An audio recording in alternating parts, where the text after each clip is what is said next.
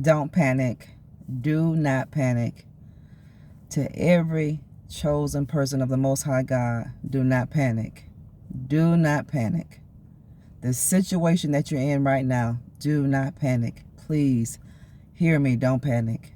There's no need for you to panic. Don't panic. Trust. Don't panic. Trust. That is a word that the Lord dropped in my spirit, because the enemy is going to come in and bring so much chaos in your life because he wants you to panic. He wants you to make a boo-boo. The enemy wants you to make a decision that's going to hold up your destiny. The enemy wants you to panic because the enemy wants you to make a bad decision so you can miss out on the greatest restoration season of your life. Do not panic. I don't care what comes, what doesn't. Don't panic.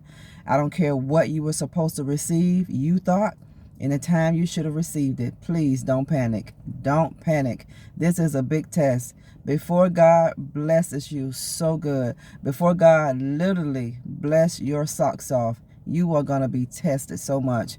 You're going to be tried so much, because God has to see, have you passed the test that he needs you to pass. God has to make sure before he allow you to eat in the land of Canaan, before God allows you to get from the pit to the palace, God has to make sure that you are ready.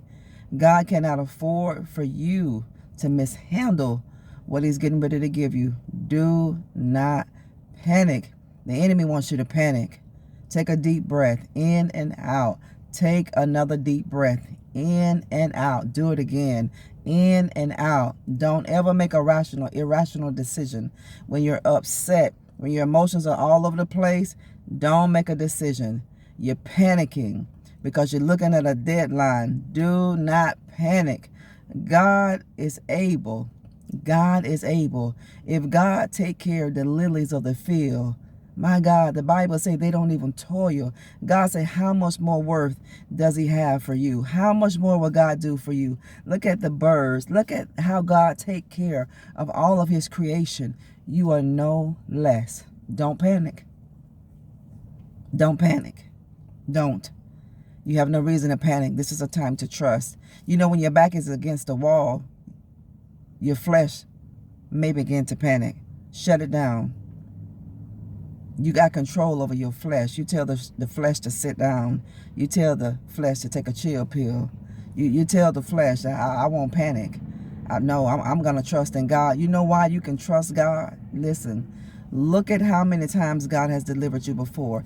Look how God has made a way out of no way. There's a reason why God has allowed all of our backs to get up against the wall at some point in our life, because it's going to get there again.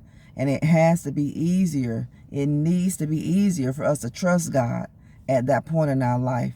Don't panic. You don't have a reason to panic. Send this video to somebody that has a deadline and they're panicking. They don't know how the bill's going to get paid. They don't know how they're going to move, and they don't know how they're going to get that place of where they need to live. They don't know how they're going to get that place. Don't panic. Do not panic. I am telling you without a shadow of a doubt. Do not panic. Don't. That's a word for y'all today. And that's all God wants me to drop in your spirit. God says, do not panic.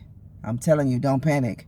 Because when you panic, you're going to overthink things, and you're going to make a decision that you're going to regret. And that's what the enemy wants. The enemy wants you to take him up on his offer so he can laugh in your face, family of God. Whatever you do not panic. Don't panic. Don't panic. Don't panic. Take a deep breath. Go somewhere before you make that decision, because it's going to be the wrong one. Don't panic. When you make important decisions, you got to have a place of calm. You got to have a place of peace. You can't have an uneasiness in your spirit. You got to have peace in order to make that decision that you need to make. Do not panic. Don't panic. There is no reason to panic. When you see things falling apart, when you see things being taken, that's God saying, I'm getting ready to add. See, the flesh wants to panic. The flesh wants to run. Don't run.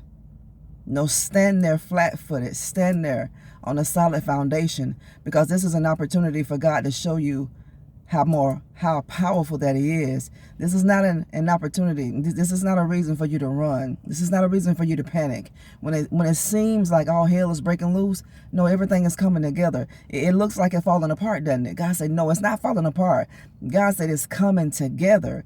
God said, I have to let things fly away. I got to let things go so I can bring to you a newness, so I can bring to you a new beginning. You prayed and you asked God, God, give me a new beginning.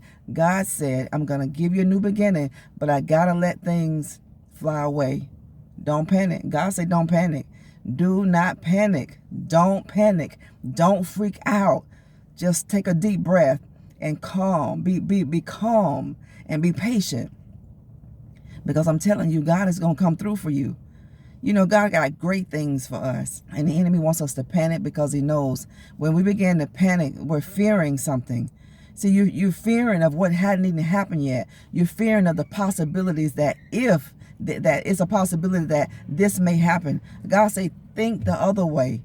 It's a huge possibility that this may work out for you. It's a huge possibility that this is going to work out for you. That's the only way you need to think. This is going to work out for me. This is my restoration season. This is my new beginning. This is the season of my life where God is going to give me a good measure, pressed down, shaking together, and running over blessing. God say, don't panic. Do not panic.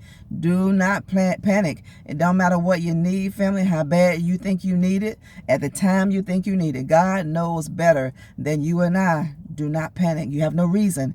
Don't panic. The King of Kings and the Lord of Lords has your case.